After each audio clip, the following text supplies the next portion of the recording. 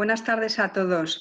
Soy María Luisa Escudero, asesora jurídica de Plena Inclusión Castilla-La Mancha, y en primer lugar quería agradecer a todas las personas que nos van a acompañar esta tarde, un día que no se nos va a olvidar a ninguno porque curiosamente hoy, sin haberlo nosotras previsto, el Pleno del Senado aprueba la legislación civil y procesal para el apoyo a las personas con discapacidad en el ejercicio de su capacidad jurídica. Con esta ratificación por parte del Senado del texto, únicamente quedaría pendiente su aprobación por el Congreso para finalizar la reforma en materia civil y procesal. Así que, bueno, vamos a tenerlo siempre en nuestra mente este 12 de mayo. En segundo lugar, quería decir en nombre del gerente de Plena Inclusión, que nos iba a haber acompañado y que no ha podido, que dar la bienvenida a todos los asistentes. Y ya sin más, doy la palabra a nuestro presidente de la Federación, Paco Serrano. Buenas tardes. Como presidente de Plena Inclusión Castilla-La Mancha, estoy muy contento de poder presentar hoy este seminario titulado Hacia un nuevo modelo de apoyo a las personas con discapacidad. No solo estoy contento por ser un tema de especial relevancia para la familia de nuestro movimiento asociativo al que represento, sino porque este modelo ha evolucionado gracias a la labor y al esfuerzo importante de numerosas entidades que, junto con Plena Inclusión, han sabido defender y trasladar la importancia de caminar hacia un modelo de tutela en que las personas tengan una mayor independencia, de manera que se les faciliten los apoyos que necesiten de una forma más personalizada. El concepto de tutela no nos ha gustado como tal desde hace tiempo, por lo que se han hecho aportaciones por parte de la Asociación Española de Fundaciones Tutelares y por parte de Plena Inclusión a este respecto. El motivo por que no estábamos de acuerdo con el término es porque la justicia despojaba de un paquete completo de derechos con un proceso global de incapacitación.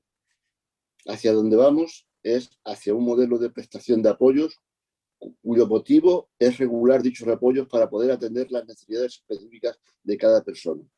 Es por esto que el seminario pretende facilitar conocimientos actualizados en materia de modificación de capacidad jurídica y reformas del Código Civil en cuanto al nuevo modelo de apoyos.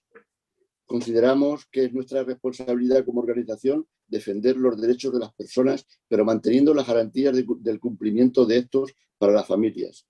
También todo ello dentro del acuerdo de la Convención de los Derechos de las Personas con Discapacidad. Para terminar, no puedo dejar de hacer mención a mi querido y antecesor y maestro, Luis Perales, quien impulsó a través de la Asociación Española de Fundaciones Tutelares esta mejora que nos viene a explicar a continuación los ponentes de esta tarde.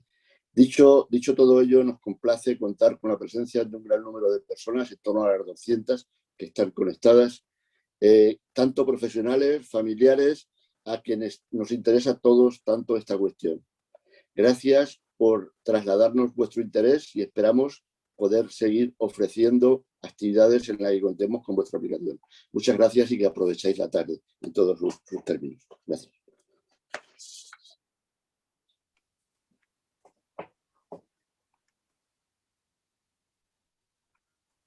¿Sí, Marily? Sí. Bueno, ahora vamos a pasar con los ponentes y voy a hacer una breve reseña del primer ponente, que es Luis Antonio Perales Casajuana. Es licenciado en Derecho por la Universidad de Castilla-La Mancha, abogado en ejercicio desde 1996, pertenece al Colegio Profesional de Abogados de Madrid, es asesor jurídico de Futucam, la Fundación Tutelar de Castilla-La Mancha, desde el año 1998, miembro del Foro de Juristas de la Asociación Española de Fundaciones Tutelares desde 2005, es miembro de la red de juristas también de Plena Inclusión España, en representación del movimiento asociativo de la Comunidad Autónoma de Castilla-La Mancha, desde su fundación en el año 2011, y además es miembro del Foro de Discapacidad creado por el Tribunal Superior de Justicia y la Fiscalía de la Comunidad Autónoma de Castilla-La Mancha. Bueno, respecto a la temática que va a tratar en el seminario, lo vamos a englobar en dos grandes cuestiones. Una va a tratar la perspectiva de la toma de decisiones en sustitución de la voluntad hacia la prestación de apoyos en favor de las personas con discapacidad. Y también nos va a hablar de la evolución del sistema jurídico desde la Convención de la ONU sobre los derechos de las personas con discapacidad hasta el proyecto de reforma de la legislación civil y procesal que nos ocupa en esta tarde.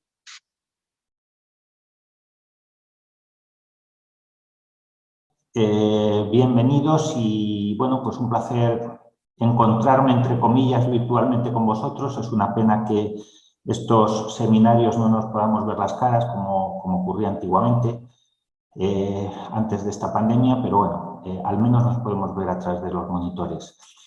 Bien, permitidme en primer lugar felicitar a Plena Inclusión Castilla-La Mancha por esta iniciativa, siempre atentos a las novedades y a la evolución a todos los niveles en favor de las personas con discapacidad, en este caso a nivel jurídico, y también agradecer al grupo de profesionales que habéis permitido o habéis logrado que esto ocurra. Y por último, pues agradecer que hayáis contado conmigo y espero no defraudaros en la exposición de las materias que se trata de exponer ante las familias y ante las personas con discapacidad y profesionales que sigáis este seminario. Bien, el título del seminario, hacia un nuevo modelo de apoyos a las personas con discapacidad, es muy significativo y la materia que me ha tocado a mí, sobre la que me ha tocado a mí hablar, es avances hacia una nueva legislación. Siempre, ojalá y me tocase hablar de materias de la prensa del corazón y no sería tan aburrido, ¿verdad? Pero siempre me toca hablar de materia jurídica y la materia jurídica realmente es una materia hostil, no es fácil de entender y algunas veces incluso no es fácil de explicar. Bien, voy a intentar hacerlo lo más sencillo posible para que esto sea accesible, en la medida de lo posible, a todas las personas que estén interesadas y me consta que principalmente pues, son grupos de familiares, de personas con discapacidad también y por último también pues, profesionales que trabajamos en el sector de la discapacidad en el movimiento asociativo. Bien, por situarnos, porque os voy a contar esto como si fuera una pequeña película de lo que ha ocurrido con una retrospectiva. Voy a comenzar por el origen de todo. El origen de todo esto viene en el año 2006, concretamente el 13 de diciembre de 2006, en el que Naciones Unidas, la Organización de Naciones Unidas, la ONU, pues detectó desde su observatorio que los derechos de las personas con discapacidad se venían vulnerando de forma reiterada. Esto provocó que bueno, pues se valorase la posibilidad de elaborar un tratado de derechos humanos y ahí nació la Convención de Naciones Unidas sobre los derechos de las personas con discapacidad. Este tratado de derechos humanos fue un tratado muy rápido en su gestación. En él intervinieron las personas con discapacidad y el movimiento asociativo y fue el primero que nació en el siglo XXI. No es que las personas con discapacidad antes no tuviesen esos derechos reconocidos, pero se les reconocieron expresamente porque a nivel colectivo sus derechos estaban siendo violados de forma reiterada. Y es por ello por lo que nació este tratado, insisto, de derecho internacional que España ratificó, pues fue una de las primeras en ratificarlo, el 13 de diciembre de 2007 y entró en vigor en mayo del 2008. Desde entonces ha sido una norma incorporada a nuestro acervo normativo, a nuestro grupo de normas nacionales o internas de aplicación y, por tanto, era una norma directamente aplicable. Si bien es cierto que bueno, pues no ha sido tanto su aplicación como hubiese sido esperado. Pero también es cierto que tengo que decir que esta esto ha sido algo natural, porque la aplicación de las normas requiere pues una asimilación, un asentamiento dentro de la filosofía de cada país, y en España se ha ido trabajando, y unos años más tarde pues estamos viendo los frutos de aquella incorporación de la Convención de la ONU. La Convención de la ONU, que como digo es el germen de todo lo que está ocurriendo ahora y sobre lo que vamos a hablar, tiene un artículo 12 que es, no sé si lo habréis oído, pero es fundamental conocer un poco el contenido o la esencia de ese artículo 12. El artículo 12 de la Convención de la ONU dice o habla del igual reconocimiento de la persona ante la ley. Y concretamente, las personas con discapacidad, estoy leyendo textualmente, tienen derecho en todas partes al reconocimiento de su personalidad jurídica. Las personas con discapacidad tienen capacidad jurídica en igualdad de condiciones con las de todos en aspectos de su vida. En las de todos los demás, en todos los aspectos de su vida. Y los Estados parte adoptarán las medidas, esto es muy importante, pertinentes para proporcionar acceso a las personas con discapacidad al apoyo que puedan necesitar en el ejercicio de su capacidad jurídica. Y es esto precisamente lo que provocó pues, una serie de reformas legislativas en el Estado español. No voy a entrar en todas ellas, la Ley 26/2011 de adaptación normativa a la Convención, el texto refundido de la Ley General de Derechos de las Personas con Discapacidad, también a nivel autonómico, la Ley de Garantías de los Derechos de las Personas con Discapacidad, y una muy importante, que creo que hay que subrayar y significar, que fue la Ley Orgánica 2/18 de 5 de diciembre para garantizar el derecho de sufragio a todas las personas con discapacidad. Esta ley, en la que sí me quiero detener, que fue un hito, yo creo que histórico en nuestro derecho, fue la posibilidad de que todas las personas con discapacidad que habían sido privadas del derecho de sufragio por el mero hecho de haber sido incapacitadas, recuperaron ese derecho a votar. Era un derecho muy anhelado y muy querido por estas personas, y finalmente pues logramos, entre todos los agentes que intervinimos en esa reforma legislativa, logramos el recuperar ese derecho a favor de las personas con discapacidad. Bien, ¿cuál es el espíritu de la Convención? Es decir, hemos hablado de cómo nace la Convención, ¿cuál era su espíritu? Pues promover, proteger y asegurar los derechos de las personas con discapacidad en igual de condiciones que el resto de las personas, que el resto de los miembros que formamos la sociedad. Era tratar de promover su autonomía personal, es decir, ponerlas en primera línea, no en una línea secundaria como estaban ocupando hasta ahora, sino ponerlas en primera línea.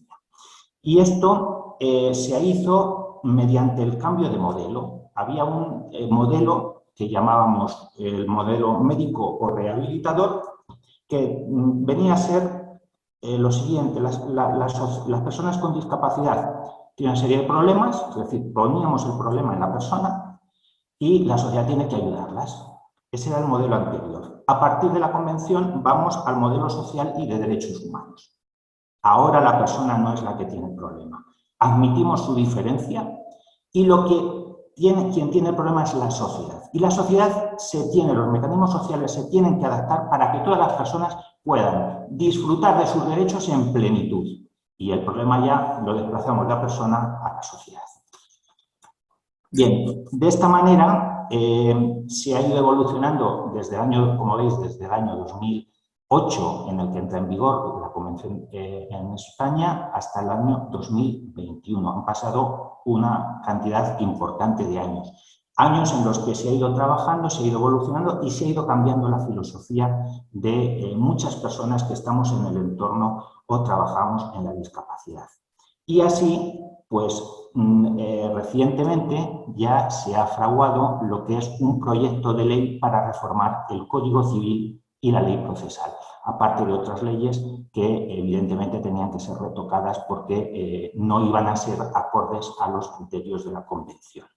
Pero principalmente me voy a centrar en el Código Civil y en la legislación procesal. Esta reforma es absolutamente novedosa, es una reforma muy revolucionaria, es un antes y un después en nuestro Código Civil, que es del 1808 y desde entonces no había sufrido una reforma tan brutal como la que va a recibir ahora. Para empezar, os diré que desaparece la incapacitación. La incapacitación civil, que es la incapacitación judicial que teníamos tanto recurso, o sea, lo utilizamos como un recurso para proteger a las personas con discapacidad, pues desaparece. Ese concepto ya es inexistente. Todas las personas a partir de ahora tienen derecho a conservar su capacidad jurídica, que es lo que dice, o lo que os acabo de leer, que le decía el artículo 12 de la Convención de Naciones Unidas. Lo que pasa es que para poder ejercer esa capacidad jurídica necesitará recibir unos apoyos. Y esos son los apoyos que vamos a articular cómo se recibe.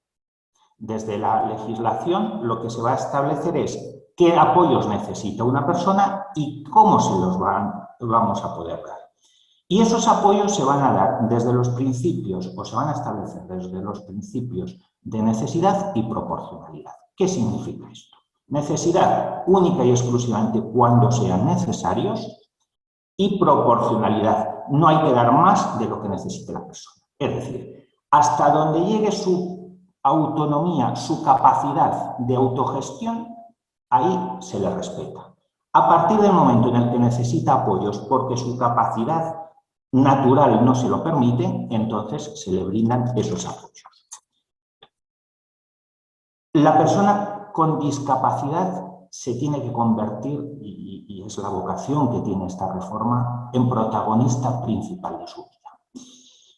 Vamos a ver, de una forma muy sintética o más gráfica. Antes era el tutor, el representante legal de la persona, quien tomaba decisiones en favor de los intereses de la persona, pero los intereses los marcaba el propio tutor, el propio curador o la persona que representaba legalmente, el titular de la patria potestad que representaba a esa persona. A partir de ahora no hay que mirar el mayor interés de la persona, sino qué es lo que quiere la persona. Es decir, ahora vamos a poner en primer lugar su voluntad, sus necesidades y sus intereses y sus gustos. La persona tiene que decidir para sí misma, en la medida de sus posibilidades. Hay un cambio de norma muy, como he dicho antes, muy brutal, es tremendo. Por ejemplo, pues desaparece la figura de la patria potestad. La patria potestad, que era prorrogada o rehabilitada, que era la posibilidad de que los padres representasen a sus hijos una vez que cumpliesen los 18 años, es decir, superada la mayoría de edad, y estos padres continuasen gestionando la vida de sus hijos, eso ya desaparece. Y también desaparece la tutela. La tutela, sabéis que es una figura representativa, es decir, una persona con una discapacidad que no podía gestionar sus propios intereses, se le incapacitaba, ya hemos dicho que esa figura desaparece, y se le nombraba un tutor. Eso también desaparece. ¿Y qué figuras o qué medidas quedan para proteger o para apoyar a las personas con discapacidad? Pues nos quedamos con tres medidas de apoyo, que son la guarda de hecho, la curatela y el defensor judicial. La guarda de hecho era una figura que ya existía en el Código Civil y ahora lo que pasa es que se le da mucho más contenido o mucha más importancia. La guarda de hecho es una situación, como dice su palabra, de hecho. Imaginemos pues, que dos hermanos viven juntos en su casa y uno de ellos tiene capacidad bueno, pues para tomar decisiones, tiene voluntad, sabe lo que quiere, pero necesita algunos apoyos. Y de forma espontánea o natural, su otro hermano pues es el que, o el padre que vive con él, es el que le está prestando los apoyos de esa manera. Bien, pues esto puede consolidarse y puede continuar. Es muy importante que exista la voluntad del en este caso de la persona apoyada, y también el consentimiento y la idoneidad. Evidentemente, lo que esté haciendo el guardador a favor de la persona con necesidades de apoyo debe ser una actitud idónea, no puede ser una actitud hostil hacia él o en perjuicio de sus intereses. En cualquier caso, el juez que conozca de esta situación podrá llamar a capítulo al guardador de hecho y preguntarle o pedirle cuentas sobre la gestión que está haciendo de los intereses de la persona apoyada. La otra figura que se conserva es la curatela. La curatela va a ser la figura en la que se invierten mayores expectativas o la figura estrella de esta reforma. La diferencia, para que entendáis o entendamos lo que era la tutela y lo que era la tutela tradicionalmente era la figura de representación de personas que habían sido incapacitadas o modificadas su capacidad totalmente. Entonces, la voluntad del tutelado la decidía, la representaba, las decisiones las tomaba unilateralmente el tutor. Por el contrario, en la curatela había una modificación parcial de la capacidad y las decisiones eran tomadas conjuntamente por el curatelado, por la persona con discapacidad, y también por el curador. Bien, pues es esta figura la que sigue siendo la figura más importante o más recurrente en el Código Civil, tal cual va a quedar después de la reforma. En la curatela sí que necesitará una resolución judicial, habrá un proceso judicial para establecerla, la guarda de hecho, por el contrario, no. La curatela, el curador también tendrá unas obligaciones que imponga el juzgado, y el curador pues estará sometido a unos controles y del fiscal y del juez, tal y como venía ocurriendo hasta ahora. Lo importante o la modificación más importante es que en esa decisión de imponer una figura como puede ser la curatela, una medida de apoyo como es la curatela, sí que va a influir decisivamente, en la medida de sus posibilidades, el curatelado. Es la persona que va a recibir esos apoyos. Es decir, esa persona va a poder decidir si este me gusta, si no me gusta, si quiero que me apoye o no quiero que me apoye. Y eso que antes se obviaba o quedaba un poco en segundo plano, ahora sí que va a ser muy importante. Y yo creo que esto es fundamental. Y luego, una cuestión muy importante es que la persona que preste sus apoyos lo deberá hacer respetando los deseos, la voluntad y las preferencias de la persona apoyada. No lo que él considere que es su mayor interés, siempre velando por él, pero siempre respetando. Yo digo muchas veces que hay que dejar a las personas, también a las personas con discapacidad, evidentemente, el derecho a equivocarse. Todos tenemos momentos en nuestra vida en los que tenemos que tomar decisiones. De hacerme una casa o comprarme un piso o alquilarlo, de contraer matrimonio con una mujer o con un hombre o no hacerlo. Si miramos los criterios de los que están del resto de nuestros familiares, pues probablemente tomarían decisiones distintas a las que tomamos nosotros. Pero como nosotros somos autónomos, libres y con derecho a decidir, pues tomamos la decisión que queremos, incluso algunas veces a costa de un fracaso en el futuro.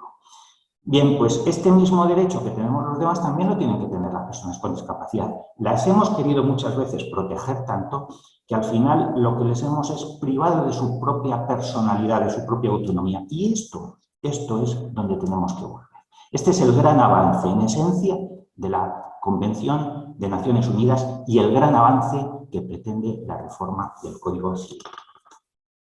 Respecto a la guarda de hecho, no me voy a extender mucho por razones de tiempo, me han pedido que sea breve y conciso, entonces daremos unas pinceladas. Como veis, solo no he hablado de todas las obligaciones que va a tener el curador, sino simplemente, esencialmente, de lo que va a ser la figura de la curatela después de la reforma. Y por último, decía, estaba la figura del defensor judicial. El defensor judicial es una figura que se utilizará de forma, también existía ya en el anterior Código Civil, pero es una figura que tendrá una función muy esporádica y ocasional. Por ejemplo, si una persona está curatelada por otra, por una persona con discapacidad, tiene a otra persona que le presta apoyos y en un determinado momento existe una incompatibilidad de intereses, es decir, por ejemplo, tienen que concurrir los dos como herederos. Dos hermanos, uno apoyado, otro que brinda los apoyos y tienen los dos que concurrir una herencia. Como hay incompatibilidad de intereses, es decir, los dos son interesados en lo mismo, pues nombraremos a un defensor judicial que para ese caso concreto pues lo defienda. También podemos utilizar el defensor judicial durante el proceso de nombramiento de curador o de estudiar qué apoyos necesita una determinada persona.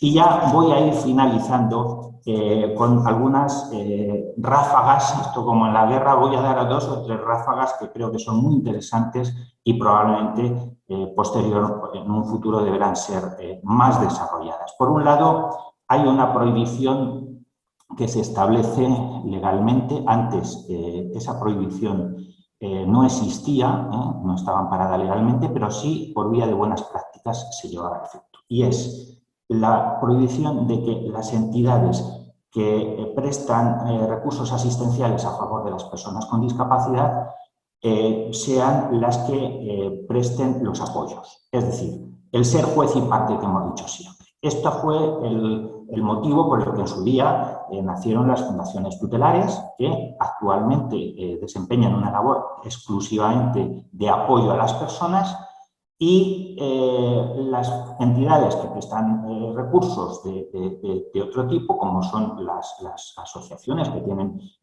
residencias, viviendas tutelares, etcétera, no podrán desempeñar los cargos representativos, mejor dicho, no representativos, los cargos de apoyo o las medidas de apoyo a las personas con discapacidad.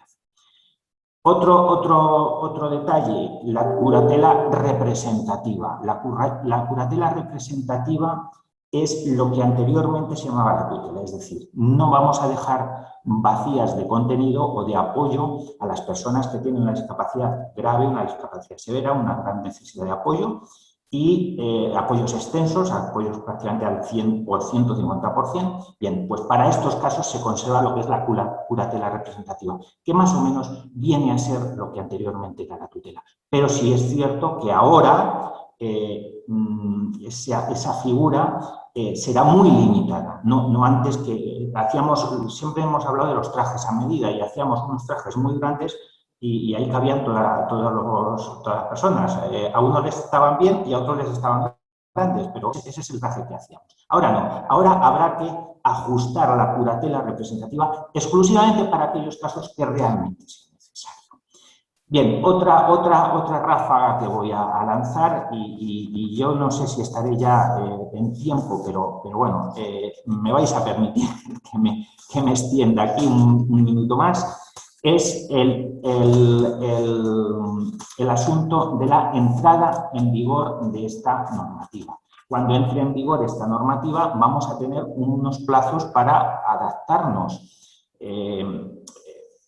Los que somos titulares de la patria potestad, padres, madres que sois titulares de la patria potestad, vais a tener un plazo para adaptaros a la nueva ley, plazo que se estableció inicialmente en 2 años, y esa patria potestad tendrá que convertirse en otra de las figuras que he dicho ahora, o bien una curatela, probablemente sea curatela representativa si vuestro hijo pues, tiene unas necesidades extensas de apoyo. También la figura del curador se va a revisar con cierta periodicidad. Antes se revisaba cuando uno quería acudir al juzgado. Ahora, por ley, hay que revisarla al menos cada 6 años.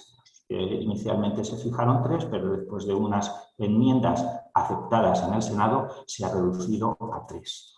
Se ha ampliado a 6. Y también quería comentaros que en el procedimiento de estudio de qué medidas de apoyo necesita una persona, ya lo he dicho antes, pero insisto, la persona va a ser protagonista. Y va a ser protagonista hasta el punto que incluso podrá decidir si quiere mantener ese proceso sin la presencia de sus familiares cercanos. Antes existía lo que se llamaba la audiencia de parientes, en la que se entrevistaban a todos los familiares cercanos, y ahora la persona puede decidir que quiere que le presten apoyos, pero sin que lo sepan los determinadas personas que él decida.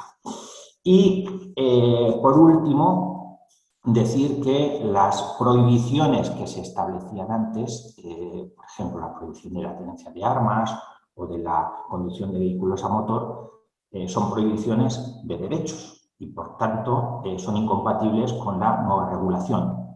Por ello, el proyecto de Código Civil establece que una vez que entre en vigor habrá la disposición transitoria primera establece que dejan de tener vigencia estas prohibiciones de derechos. Bueno, pues todo esto es lo que os he querido contar en un tiempo récord, porque la verdad es que el proyecto da para hablar mucho más y el tiempo es el que era. No obstante, espero haber tocado los temas que creo que puedan ser de mayor interés, quedar a vuestra disposición para cualquier pregunta, comentario que queráis que ampliemos ahora después en vía de turno de preguntas. Y bueno, pues agradecer, permitirme terminar de nuevo agradeciendo a Plena Inclusión pues su interés y su vocación en favor de las personas con discapacidad. Si me permitís, a modo de colofón, en el cuento del patito feo, ¿verdad? Que aquel patito negro con el cuello tan largo y las patas tan raras, pues ahora se ha visto que es un cisne. Y es un cisne digno de admiración, y las personas con discapacidad son personas que tienen sus derechos, que estamos luchando por su plenitud, el goce de sus derechos en plenitud. Y bueno, pues este paso, esta nueva aprobación de la reforma del Código Civil, yo creo que aboga y apuesta decididamente por esos derechos tan anhelados por estas personas. Así que también enhorabuena por este gran logro. Nada más y muchas gracias. Muchas gracias, Luis Antonio, por tu magnífica intervención, que estoy convencida que va a suscitar muchas preguntas. Os animamos a todos los participantes a que después de ahora la intervención de Mamen hagáis preguntas a los ponentes, las podéis ir poniendo en el chat y las estamos recogiendo para, después de las intervenciones de los dos ponentes, dar paso a las preguntas. Así que os animamos a que hagáis todas las preguntas que sean necesarias. Y reitero eso, mi agradecimiento y lo interesante que ha sido la ponencia de Luis Antonio. Y sin más, pasamos a la siguiente ponente, que es María del Carmen de la Llave Fuentes. Es diplomada en Trabajo Social por la Universidad de Castilla-La Mancha, máster en Integración de Personas con Discapacidad, Calidad de Vida y Calidad de Vida del INICO, máster que realizó en la Universidad de Salamanca. También ha realizado un curso de especialización en Dirección de Fundaciones por la Universidad del CEU San Pablo y es directora gerente de la Fundación Tutelar de Castilla-La Mancha, FUTUCAM, desde hace 10 años, pero lleva toda la vida en el sector de la discapacidad, ya que en la Fundación lleva 22 años de trayectoria. Así que Mamen nos va a hablar del modelo de apoyos de las personas con discapacidad en la Fundación, que han sido unos adelantados en el tiempo, ya están trabajando en la línea del modelo de apoyos que nos van a trasladar. Y reitero otra vez que hagáis todas las preguntas que consideréis oportuno en el chat y después de Mamen abriremos el turno de preguntas e intentaremos resolver todas las dudas. Gracias. Adelante, Mamen. Hola, buenas tardes a todos. Lo primero, agradecer a Plena Inclusión Castilla-La Mancha el que pues haya contado con FUTUCAM para esta formación. Y bueno, pues al hilo de lo que comenta mi compañero Luis Antonio respecto a la reforma del Código Civil, mi exposición va a girar en torno al nuevo modelo de apoyos en el ejercicio de la capacidad jurídica que esta reforma plantea, ¿no? Quiero comenzar mi exposición haciendo referencia a una serie de términos que, bueno, pues que hasta hace unos años no estaban vinculados con la discapacidad. Términos como autodeterminación, empoderamiento, planificación centrada en la persona, autogestión, eran términos que bueno, pues que no estaban vinculados al mundo de la discapacidad ni tampoco al de las personas con discapacidad. Pues en este caso y con la reforma del Código Civil cobran mayor sentido, si cabe, en este nuevo escenario jurídico que se nos avecina avalado por la Convención de la ONU. Un poco para situarles, les voy a comentar muy brevemente, aunque sé que muchos de ustedes la conocen, pero voy a comentarles muy brevemente qué es la Fundación. Bueno, pues FUTUCAN nace en el año 1995, es una entidad promovida por Plena Inclusión Castilla-La Mancha. Nuestro ámbito de actuación es toda la comunidad autónoma de Castilla-La Mancha. Somos referente en el ámbito de la discapacidad intelectual y en el de la tutela, tanto en la comunidad como a nivel nacional, ya que pertenecemos a la Asociación Española de Fundaciones Tutelares, cuyo modelo de tutela rige nuestro trabajo. Y actualmente estamos prestando apoyo a más de 450 personas en toda la comunidad autónoma. Nuestros objetivos es el de apoyar a las personas en la elaboración de sus planes de vida, les apoyamos en la defensa y en el ejercicio de sus derechos y deberes, fomentamos su confianza y sus actitudes para alcanzar su mayor autogobierno y autonomía, promovemos su inclusión como ciudadanos de pleno derecho y como representantes legales de estas personas pues cumplimos con todas las obligaciones que están inherentes al cargo de tutor, entre ellas pues las rendiciones de cuentas ante los jueces. Bueno, ¿qué nos supone este nuevo modelo de apoyos en el ejercicio de la capacidad jurídica? Bueno, pues principalmente nos supone una nueva mirada hacia la discapacidad. Esta reforma del Código Civil nos supone un cambio mental, un cambio del entorno, ya que nos requiere de una nueva prestación de apoyos. Todo lo que han sido los procesos de modificación de la capacidad o de incapacitación hasta el momento, en el que bueno, pues se tendía más hacia esa sustitución de la capacidad, ahora se van a enfocar hacia lo que es la asistencia a la persona a la que se presta apoyo en el ejercicio de su capacidad jurídica. Y con un aspecto que es fundamental y que, bueno, que lo ha comentado mi compañero y que yo repetiré a lo largo de la exposición, siempre respetando su voluntad, sus deseos y sus preferencias. Es algo que es fundamental. No se busca ya ni tan siquiera el mejor interés, sino que lo que se busca es el respeto hacia su voluntad, deseos y preferencias.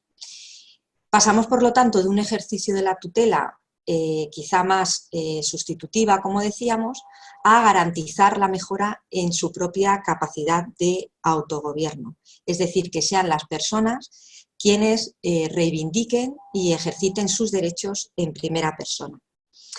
Desde el punto de vista de fundaciones, esta reforma creemos que supone un afianzamiento de lo que han sido nuestra trayectoria de 30 años, ¿no?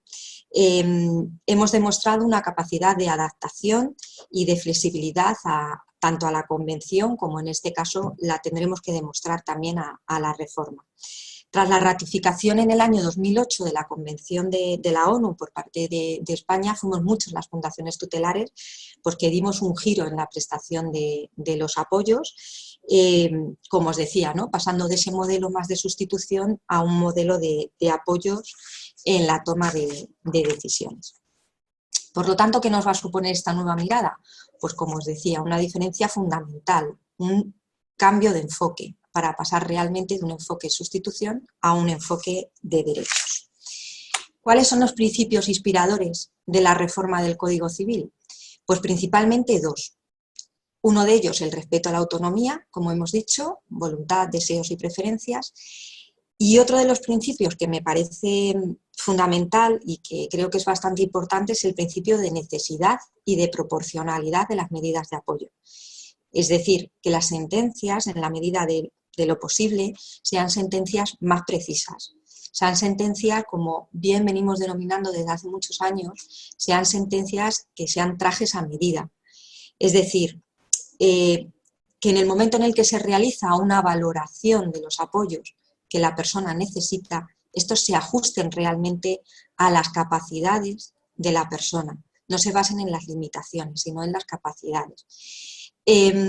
Nosotros aquí en Fundación son muchas las personas a las que apoyamos y realmente hemos tenido un poco de todo. Tenemos ya sentencias que van más alineadas con convención, sentencias en las que en ese fallo se establece pues, que la persona requiere de un apoyo específico pues, para lo que puede ser a lo mejor asistencia más a nivel apoyos sanitarios o apoyos a nivel administrativo o económico, pero también es verdad que hemos tenido sentencias que eran o que son sentencias marco, es decir, que incluso en una misma sentencia se nos dio el caso de dos hermanas definirles, bueno, dictar la sentencia como incapacitadas a las dos hermanas, cuando son dos personas totalmente diferentes, con unas capacidades totalmente diferentes y, lógicamente, hacia lo que hay que enfocar es hacia la individualización de la persona. Me voy a ir basando en los derechos que recoge la Convención, porque realmente sobre estos derechos son sobre los que pivota la nueva regulación. El primero de ellos es el artículo 12, ¿no? El igual reconocimiento como persona ante la ley. Se habla de que ni la incapacitación de quien no se considera suficientemente capaz, ni la modificación de la capacidad, porque en definitiva es inherente a la condición de persona humana. La modificación se supone que, la capacidad se supone que no es modificable. Por lo tanto, ese apoyo se tiene que prestar realmente a la persona que lo precise. A la persona que no lo precise, pues no va a necesitar ni de esa curatela ni de esa curatela representativa.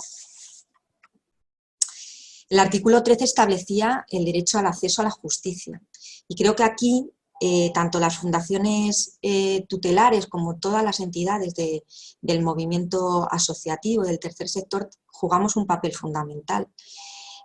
Nos plantean dentro de la reforma que para esos curadores, o en este caso por el momento todavía tutores, cuando presentemos las rendiciones de cuentas, en ese documento que saben que se tiene que presentar anualmente, tendremos que solicitar la revisión de las sentencias. Hay que entender también que esto va a ser un proceso lento. Esto no nos podemos plantear que de la noche a la mañana vayamos a tener todas las sentencias adaptadas y todas las personas vayan a contar con una sentencia adaptada o traje a medida. Pero sí que es verdad que en nuestra mano está el que en esos documentos de rendiciones de cuentas vayamos poco a poco solicitando ese cambio, ¿vale? Es necesario también que en Futucam, por ejemplo, llevamos igual desde el año 2008-2009 iniciando procesos de revisión de sentencias, porque realmente vemos que no se están ajustando muchas de ellas, ¿vale?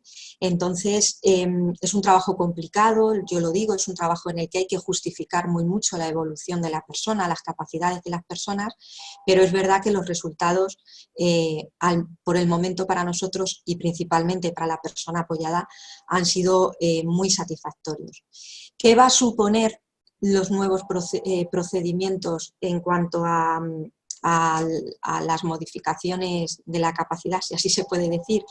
Pues realmente que esos agentes judiciales, que hasta el momento era un médico forense que valoraba a la persona en cuestión de 5 o 10 minutos, pues que todo ese proceso ahora vaya a contar con una información mucho más amplia, más ajustada y que tenemos en definitiva que facilitar, como os digo, pues tanto los recursos, las entidades prestadoras de servicio, las fundaciones y los propios las propias redes de apoyo natural.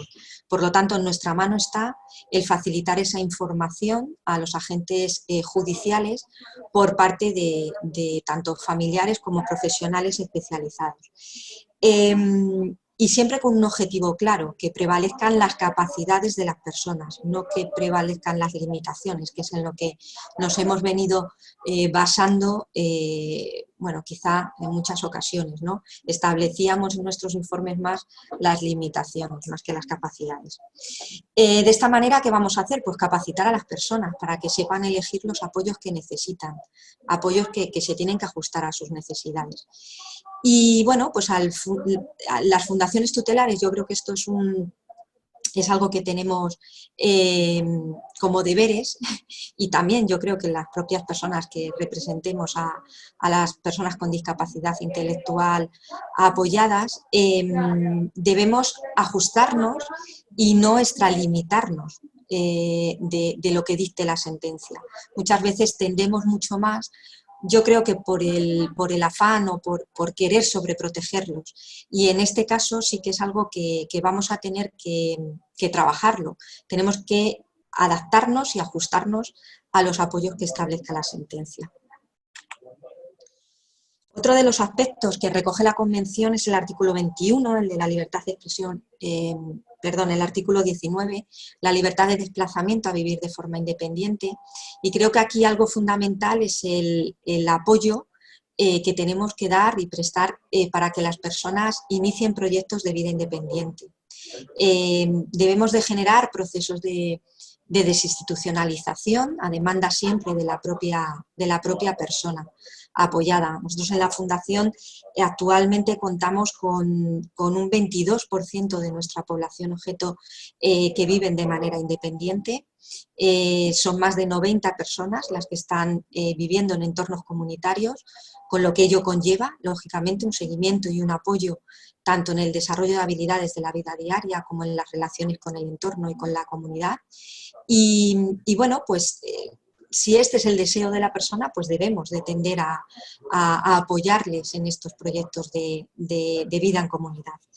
Y algo que establece la sentencia, la reforma, y que es fundamental, es el hecho de que también las entidades, o en este caso las personas que asuman estos cargos, se dé el valor de no ser juez y parte, es decir, debemos de evitar conflictos de intereses. Si nosotros como entidad tenemos personas representadas, no vamos a ser objetivos a la hora de valorar si estamos prestando servicios de calidad, ¿vale? Entonces, esto es algo que también establece la reforma, el hecho de que principalmente se están dando ahora entidades que también están asumiendo cargos tutelares, y la reforma esto deja muy claro el hecho de que no se puede ser juez y parte. Y otro de los artículos es el artículo 21, que establece la libertad de expresión, de opinión y acceso a la información, algo que también es fundamental, ¿no? El hecho de que el tipo de intervención que se preste es tan importante el escuchar y conocer, pero como el hablar. Todos debemos situarnos, en definitiva, en un plano de acompañamiento hacia la persona, donde él es el protagonista y donde debemos garantizar ante todo su derecho a la accesibilidad a todo tipo de información. Debemos ser transparentes con ellos, debemos adaptar los documentos a lectura fácil. Y, cómo no, propiciar algo que también establece lo que recogía el artículo 29, ¿no? La participación en la vida política y pública. Es imprescindible nuestra participación y la participación de la persona en la elaboración de sus proyectos de vida, pero también es fundamental darles ese protagonismo para que ellas sean personas que participen plenamente en comunidad, sean ciudadanos de pleno derecho.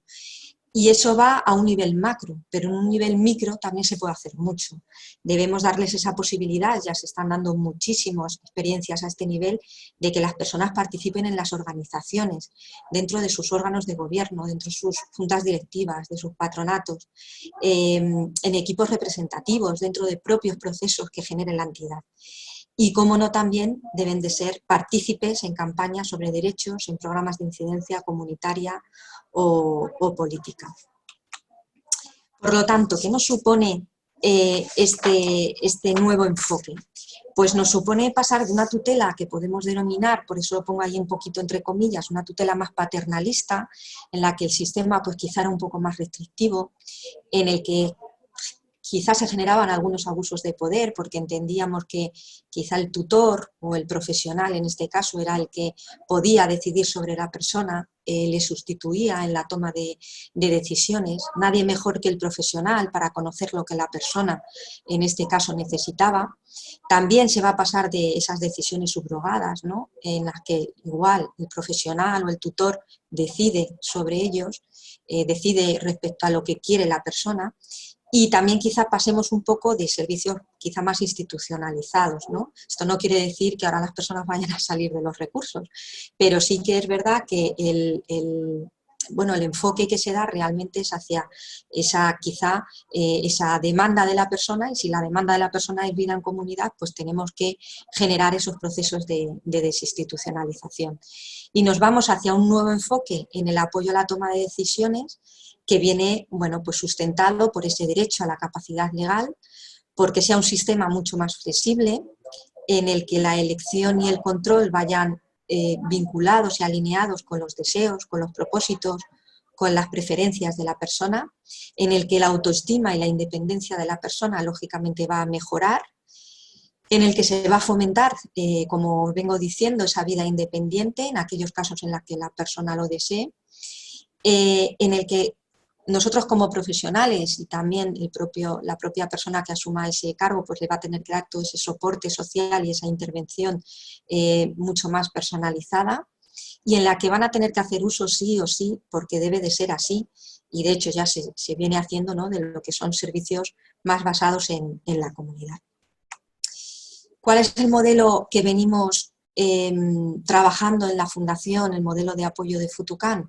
Bueno, pues un poco viene alineado con este nuevo modelo de apoyos, como os decía. Lógicamente nos queda mucho por hacer.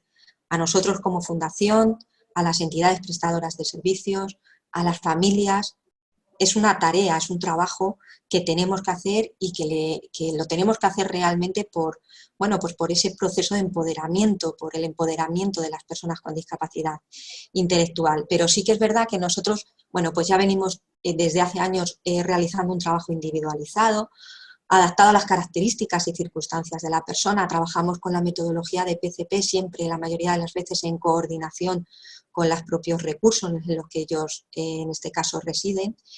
Y si, pues viven en comunidad, pues con su red de apoyo natural. Prestamos apoyo tanto a la persona como también a su red de apoyos, tanto natural como profesional. Por lo tanto, también se incide y se trabaja en el entorno. Realizamos seguimientos personalizados, seguimientos periódicos, con un conocimiento y con una confianza tanto bidireccional, nosotros en ellos y de ellos hacia nosotros. También intentamos, lógicamente, promocionar la actitud, que se les informa, se les escucha, se les pide opinión, se respetan en la medida de las posibilidades, lógicamente, las decisiones tomadas por la persona. Yo creo que aquí también es fundamental el que ellos conozcan cuáles son las consecuencias de esas decisiones, las consecuencias y los riesgos, porque para mí es fundamental hablar del reconocimiento a los derechos de las personas, pero también es fundamental que también se hable de los deberes de las personas, ¿vale? Por lo tanto, ellos también tienen que ser conocedores de que una decisión a lo mejor no del todo correcta les puede conllevar una serie de consecuencias, una serie de riesgos. Pero como todos en la vida, todos nos equivocamos, y por lo tanto ellos también hay que darles el margen o la posibilidad de que se equivoquen, porque de esa equivocación, de las equivocaciones y de los errores también aprendemos. Promovemos esos procesos de empoderamiento, facilitando el derecho a la autodeterminación, a la toma de decisiones, pues lo que hablamos, ¿no? Las planificaciones centradas en la persona, sus planes de vida, los PAC, los planes de apoyo personal. En definitiva, vamos alineados un poco con este enfoque propuesto en la reforma del Código Civil, ¿no? En cuanto a afianzar el trabajo hacia esta línea, ser un trabajo flexible y, lógicamente, adaptado a los cambios. ¿Y cuál tiene que ser el rol del profesional? Pues, como decía, considerar los riesgos, los beneficios, las alternativas y las consecuencias que eso también va a traer en la toma de decisiones de las personas, y volcarlo a las personas, lo tienen que saber. El hecho de que también las elecciones que se tomen sean elecciones informadas, tenemos que generar conciencia y responsabilidad en el otro. Nosotros aquí en Fundación, pues entiendo que, al igual que muchos de vosotros como profesionales que estáis participando en este foro, y familias, ¿no?, pues veis que viene muy dado el hecho de, vale, tomamos esta decisión, pero luego la responsabilidad, oye, es que la responsabilidad es tuya, la responsabilidad como tutor la tienes tú. No, tenemos que generar conciencia, la responsabilidad también es de ellos, y ellos tienen que entender que son responsables también de sus actos, ¿no? Tenemos que tener presente determinados principios, entre ellos el de dignidad, el de autonomía, el de independencia. Cómo no, para poder generar todo esto tenemos que favorecer lógicamente un vínculo positivo con la persona, porque es un factor clave para conseguir el éxito. Es el factor clave de éxito, sin lugar a dudas. Y también hay que apoyar pues, para transformar lo que es una elección en una realidad, incluso si en un momento dado a lo mejor no la terminamos de compartir al 100%, pero al final esas elecciones debemos intentar transformarlas en realidades. Bueno, pues por mi parte, decirles que quizás a lo mejor, como decimos, ¿no?, en la forma de intervenir que llevamos aplicando tanto entidades tutelares como las propias entidades prestadoras de servicio e incluso muchas familias, la forma de intervenir que establece este modelo de apoyos, pues a lo mejor no supone grandes cambios. A lo mejor son muchos más los cambios a nivel, bueno, pues más legislativo, jurídico, pero creo que aún así hay mucho trabajo por hacer, hay mucho camino por recorrer. Creo que, como decimos, no va a ser algo que vaya a ser de la noche a la mañana, es imposible, porque aparte no depende únicamente de nosotros, depende de otros agentes, ¿no? Depende del ámbito jurídico, depende de muchos agentes externos que también son fundamentales a la hora de que este modelo se pueda aplicar. Para nosotros también debe de ser fundamental el hecho de coordinarnos y de generar red para que todos tengamos claro hacia dónde nos encaminamos. Y bueno, pues nos tendremos que ir adaptando, tendremos que ir trabajando en este modelo y poquito a poco pues entiendo que se irá implantando, ¿no? Para nosotros en fundaciones entendemos que el modelo en sí y la reforma del Código Civil a nivel de dignidad y de derechos de las personas con discapacidad intelectual supone un triunfo incuestionable. Por lo tanto, en nuestra mano está, en la mano de todos, el hecho de hacerlo realidad. Por mi parte, nada más. Como os digo, un placer haber compartido este ratito con todos vosotros y bueno, pues quedo abierta a cualquier pregunta o duda que les pueda surgir. Un saludo y muy buenas tardes. Muchísimas gracias, Mamen, por tu extraordinaria ponencia. Creo que nos ha clarificado bastante las cosas. Y bueno, ahora vamos a iniciar con la segunda parte del seminario, que son las preguntas. Ya estamos recibiendo muchas preguntas a través del chat. Vamos a intentar englobarlas por bloques e intentaremos contestaros a todos vosotros.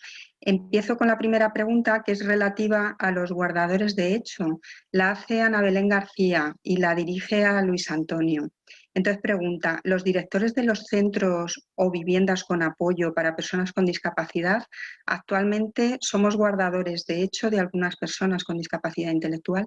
¿Qué ocurrirá a partir de ahora, a partir de esta reforma? Bueno, Ana Belén, ¿no? Vamos a ver, el guardador de hecho es una figura que en el vigente Código Civil existe, está regulada, si bien es cierto que en la reforma, en el proyecto que se pretende aprobar y que va a salir ya a la luz en breve, pues se le da una mayor importancia. Efectivamente, el concepto de guardador de hecho de los centros viene motivado por el hecho de que hay una persona que está bajo el paraguas de esa institución. Así se convierte en guardador de hecho. Pero lo que pretende la reforma es dar un nuevo giro a la figura de la guarda de hecho distinto a este. El objetivo de la reforma es, por ejemplo, dar contenido a la siguiente casuística. Una persona con discapacidad que conviva con cualquier familiar, pues con su pareja, con unos padres, con un hermano, y es una persona que está recibiendo unos apoyos de forma natural. Una forma natural, es decir, que una persona que está conforme con que la persona que convive con él le apoye, es decir, de quién le proceden los apoyos y las decisiones que se están tomando con esos apoyos naturales son aceptadas de buen grado por la persona apoyada. Bien, pues en estos casos, que muchas veces a día de hoy nos tenemos que dirigir al juzgado para determinar que esa persona necesita una modificación de capacidad, necesita una sentencia y hay que institucionalizar la figura de esa persona que brinda los apoyos. Bueno, pues con la guarda de hecho esto no va a ser necesario. Es decir, la persona apoyada y quien le brinda los apoyos podrán dirigirse al banco, por poner un ejemplo, y abrir una cuenta bancaria, sacar dinero, entrar dinero, gestionar una pensión. Ahora bien, si ya tuviese que realizar un acto de mayor trascendencia, por ejemplo, pues una herencia o una compraventa o la suscripción de una hipoteca y se tiene que dirigir a la notaría y hay una persona, que en este caso es el notario, que detecta que esa persona que va a realizar ese acto no es consciente o no es suficientemente, no comprende con toda nitidez los riesgos de ese acto, pues podría tener que ir el guardador de hecho al juzgado y ya institucionalizar una figura como es la curatela. Y entonces ya determinar que esa persona necesita apoyos para determinados actos. Y en este caso, pues actos de tipo dispositivo. Es decir, el guardador de hecho, por resumirlo de lo que acabo de decir, va a dar apoyos hasta que sea necesario o no sea necesario institucionalizar una figura a través del juzgado, que es la curatela. Cuando ya se tenga que realizar una actuación de mayor calado o de mayor trascendencia o de mayor riesgo y se vea que esa persona necesita esos apoyos, ya el guardador de hecho no podrá hacerlo por sí mismo, sino que tendrá que acudir al juzgado y que lo fiscalice un juez. Además, en la guarda de hecho, lo que establece la nueva regulación es que en cualquier momento que se conozca que hay una persona con una guarda de hecho y que está actuando bajo este paraguas o bajo esta fórmula jurídica, el juez o el fiscal podrán requerir a quien brinda los apoyos para saber en qué términos los está brindando y conocer su gestión. Y entonces pues tendrá que explicar la situación que están viviendo. Pues mi hermano o mi hijo y tiene suficiente capacidad para todo, yo lo acompaño, lo llevo, lo traigo y hago las cosas junto con él, pues ya está. Y lo explicará y si ven que no hay riesgo se mantendrá esa figura y si hay riesgo pues ya tomará las medidas oportunas.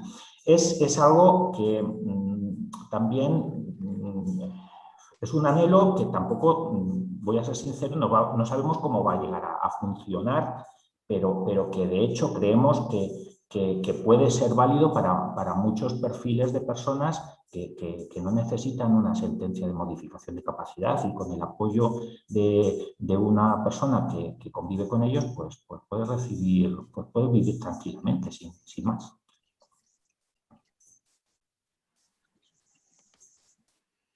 Otra pregunta que tiene relación con esta es también, en muchos casos hay directores de centros que han asumido la tutela de alguna persona con discapacidad intelectual. ¿Cómo quedaría su figura a raíz de la reforma? Esto está prohibido. Antes estaba, ya lo he dicho, esto era una figura o una práctica que no estaba prohibida expresamente y en algunos casos se daba. Ahora está prohibido expresamente, es decir, no es compatible, hay una prohibición expresa de ser gestor de recursos residenciales y curador o persona que brinda apoyos a personas con discapacidad. Los apoyos los tendrán que brindar o bien personas físicas o bien personas jurídicas, pero cuya naturaleza sea sin ánimo de lucro y exclusivamente el objeto social sea la prestación de apoyos a personas con discapacidad. Otra pregunta para ti, Luis Antonio. Bueno, una vez que finalice todo el proceso ya que pase por el Congreso ya la reforma y entre en vigor, ¿qué plazos cómo se organizará todos los nuevos cambios que bueno, a raíz de la reforma van a entrar en vigor. Bueno, no sé exactamente si lo que se me está preguntando es lo que voy a responder, pero creo que irán por ahí los tiros. Vamos a ver, hay un régimen transitorio. El Código Civil, o sea, el proyecto de reforma del Código Civil establece unos plazos para adaptar las antiguas figuras a las nuevas figuras. Me imagino que irán por ahí. Sí, va por ahí, sí. Entonces, bueno, la patria potestad, como he dicho, desaparece. Esa figura ya no estará contemplada en el Código Civil cuando entre en vigor este proyecto, y establece el régimen transitorio que los padres tendrán un plazo, no sé si recuerdo si son 2 años. Sí, son 2 años. Para acudir a los tribunales a modificar esa figura, y tendrá que convertirse, o bien, imaginemos, si es con una discapacidad muy grave, severa, y no tiene prácticamente capacidad de intervenir por sí mismo, pues habrá que transformarlo en una curatela representativa. Y si es una persona que sí tiene necesidad de algunos apoyos, pues se transformará en una curatela, o se recuperará plenamente la capacidad y se establecerá una mera guarda de hecho. Por ejemplo, los tutores, directamente la figura de la tutela se convierte directamente en curatela representativa si la persona necesita apoyos extensos. Las curatelas siguen funcionando como tal. Y lo que sí habrá que hacer, pero bueno, esto se hará conforme se pueda por motivos de agenda de tribunales y por motivos de la propia inercia y actividad de las personas. Lo que habrá que hacer es reajustar todas las sentencias de modificación de la capacidad. También tengo que decir que esto ya se venía haciendo por ejemplo, desde la Fundación Tutelar. Tenemos sentencias que eran de incapacitación total y absoluta, y ya antes de elaborar este proyecto de reforma del Código Civil, se iniciaron procesos de revisión de la capacidad, cosa que se podía hacer antes. Y, por ejemplo, yo hoy mismo comentaba, antes de iniciar este seminario en OFF, que vengo de un juzgado de Albacete, de una revisión de una tutela de una persona que estaba tutelada, es decir, incapacitada totalmente, y lo que pedíamos al juez es que se recuperase su capacidad plenamente, porque entendíamos que estaba ya totalmente capacitado para gestionar sus intereses. Y esto ha ocurrido antes de la entrada en vigor, pero claro, había que acudir al juzgado para solicitarlo. Pues mira, te has adelantado justo un poco, ya nos has dado pistas a la siguiente pregunta que te voy a hacer, que hace Elena, una compañera. ¿Cómo se realizará la adaptación a la nueva figura de la... No, era la otra. ¿Qué tipo de mecanismos de supervisión se establecen en las fundaciones tutelares de Castilla-La Mancha sobre las asociaciones prestadoras de los servicios? No, perdón, no entiendo. ¿Me la puedes volver Sí, nos la hace José. Bueno, mecanismos de supervisión. Dice, ¿qué tipos de mecanismos de supervisión establecen las fundaciones tutelares? Esta me podéis contestar cualquiera de las dos, sobre las asociaciones prestadoras de los servicios. No sé si está... Si quieres, Marili, te puedo comentar.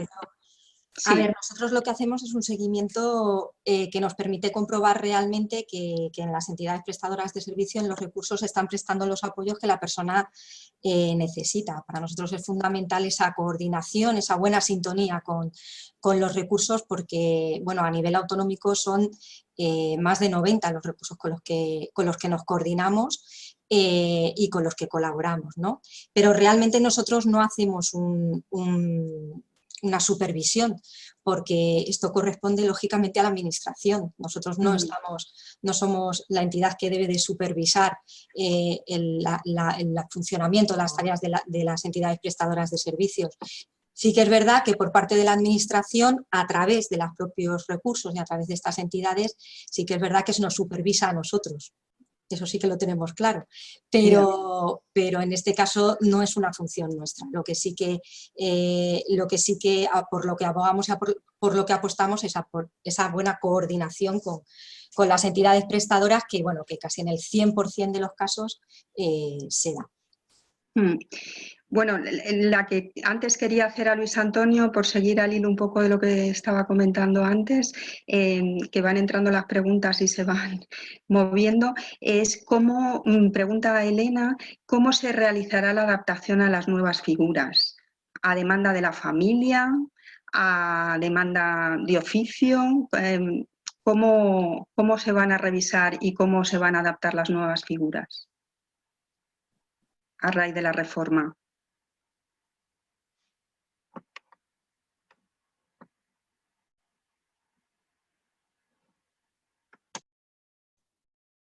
Disculparme que había silenciado. Digo, la adaptación se podrá promover por la propia persona con discapacidad a instancias de la persona o también de la familia.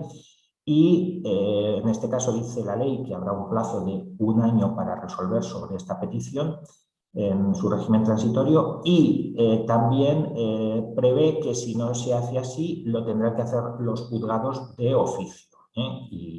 Y para esto establece también unos plazos, pero bueno, yo estos plazos no me atrevo a decir que se vayan a poder cumplir, no por vocación de incumplimiento, sino por imposibilidad material. Fijaos la cantidad de situaciones de hecho que se van a revisar en juzgados de personas con discapacidad con una sentencia y hay que revisar todo el proceso. Entonces, los plazos ya veremos los que son, pero vamos, ya desde el momento en el que entre en vigor las familias y las personas con discapacidad podrán solicitar esa revisión de su situación.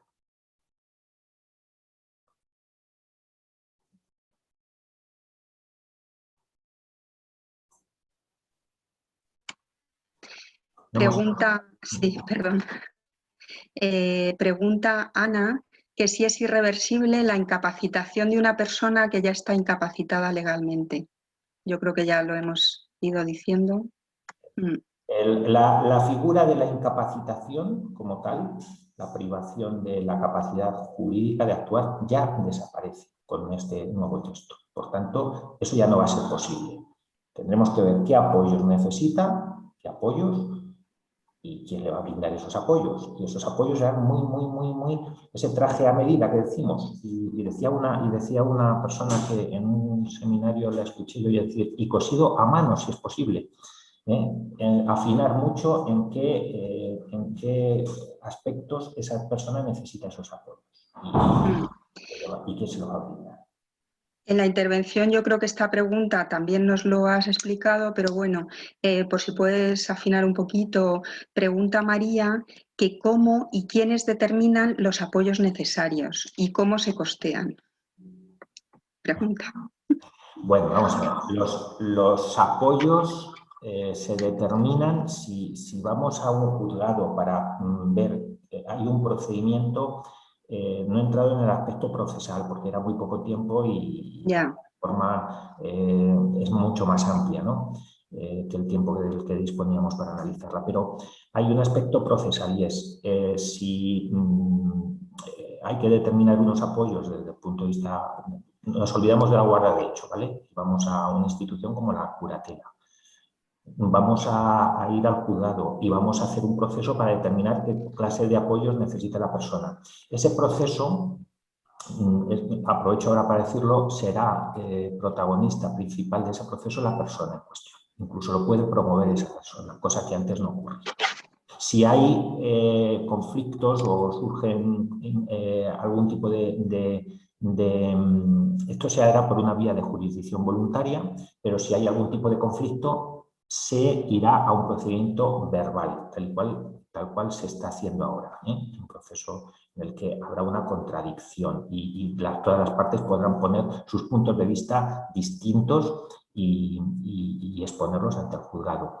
Se hará una serie de pruebas y finalmente se determinará qué apoyos necesita la persona.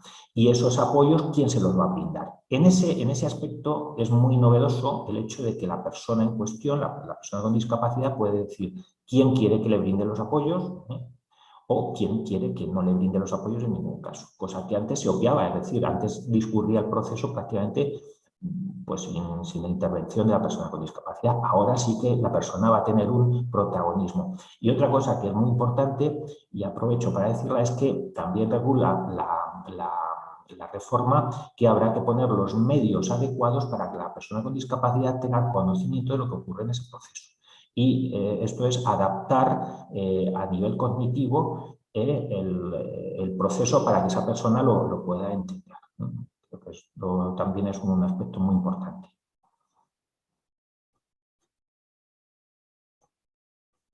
No. Hemos intentado resumir por bloques, pero bueno, yo creo que con esto quedaría un poco claro todas las preguntas que nos están haciendo. No sé si queréis añadir algo más, Mamen, o en relación a, porque sí que han preguntado varias veces cómo se realizará la adaptación a las nuevas figuras, pero bueno, ya un poco nos ha explicado Luis Antonio. A demanda, lo que prevéis vosotros también que puede ocurrir, que será demanda de la familia, de la persona, de oficio. Bueno. De todos modos, permíteme decir que Sí. en este aspecto también la revisión de las sentencias que ya tenemos desde que entre en vigor la ley, el proyecto de ley, va a ser obligatorio. Pero a día de hoy ya se podría iniciar procesos de revisión por parte de todas las personas interesadas. Es decir, he comentado que por ejemplo, la Fundación Tutelar, que es una buena práctica que se ha llevado desde hace tiempo, cuando veíamos que había una sentencia que era desmesurada para la capacidad de la persona a la que se refería, es decir, teníamos un traje talla 46 y la persona tenía una talla 40, entonces el traje le estaba demasiado grande, ¿verdad? Bueno, pues ya acudíamos al sastre, que es el juzgado, para que rehiciese o reajustase la medida de ese traje, de esa sentencia. En algunos casos, lo que se ha logrado y lo que se pretendía era recuperar plenamente la capacidad de la persona, cosa que se ha conseguido en ocasiones. Mamen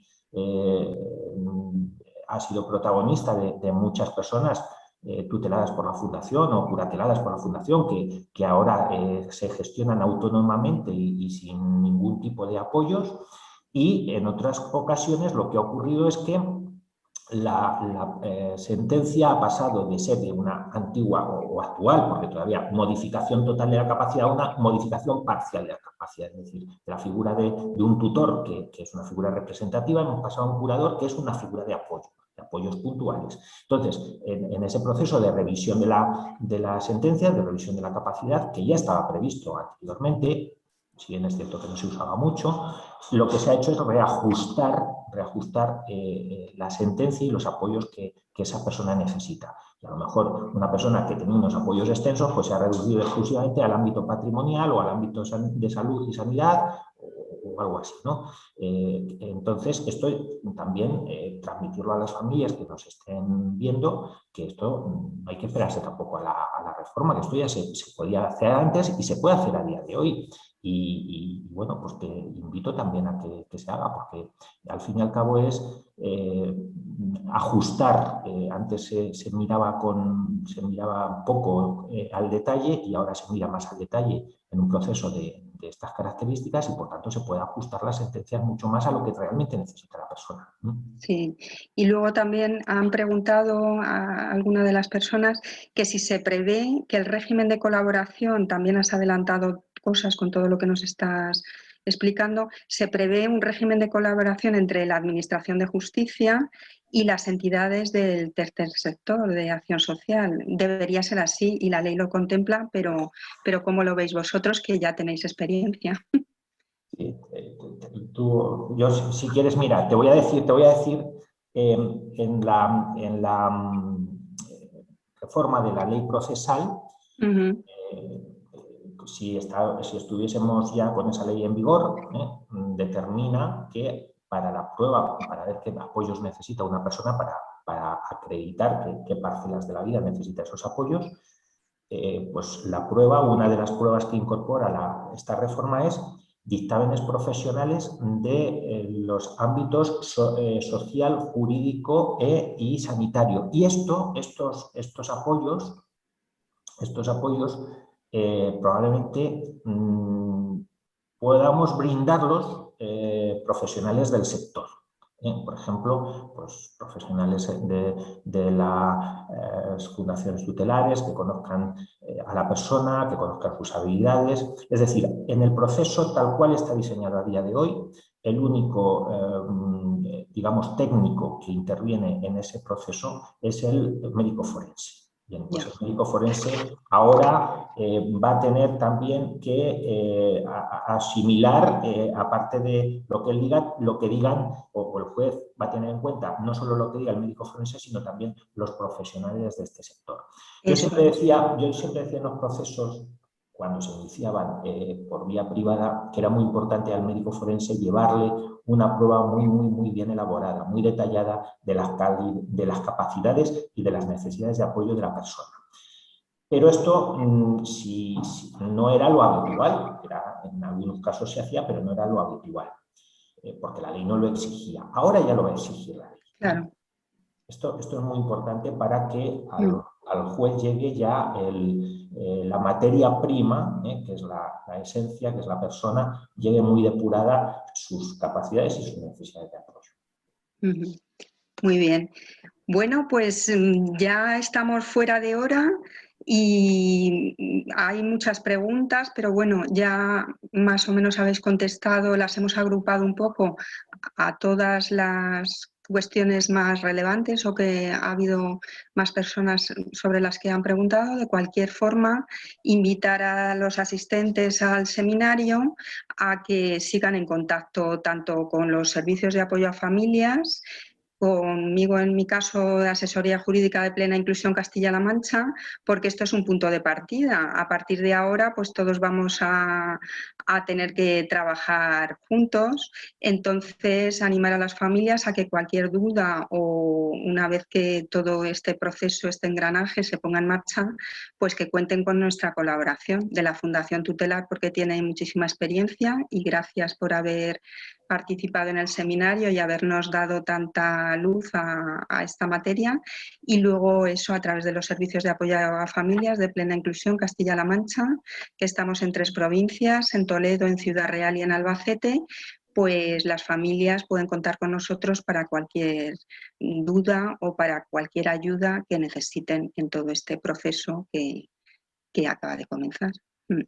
Así que sin más, bueno, reiterar que Daniel Collado, el gerente de la Federación, quería haber estado ahora al final del seminario para agradecer a Mamen y a Luis Antonio su intervención, y luego también a todas las familias el interés que suscita este tema y desde desde Plena Inclusión Castilla-La Mancha colaborar en esa ayuda o proceso que comienza, pero no le ha sido posible asistir, pero bueno, reitera que le ha encantado estar con nosotros. Así que sin más, pues damos por finalizado el seminario. Perdona, Marili. Sí, perdona. Sí. Yo, puesto que no está Daniel, pues yo quiero agradecer desde Plena Inclusión la intervención de Luis, de Mamen, en este interesante seminario, y lo que tú has dicho, pues invitar a la gente que siga trabajando en esto, y cualquier duda, pues como tú ya has dicho, ahí estamos. Pero agradecer a los ponentes pues su intervención en esta tarde. Nada más que eso, muchas gracias. Muy bien. Pues gracias a todos. Feliz tarde.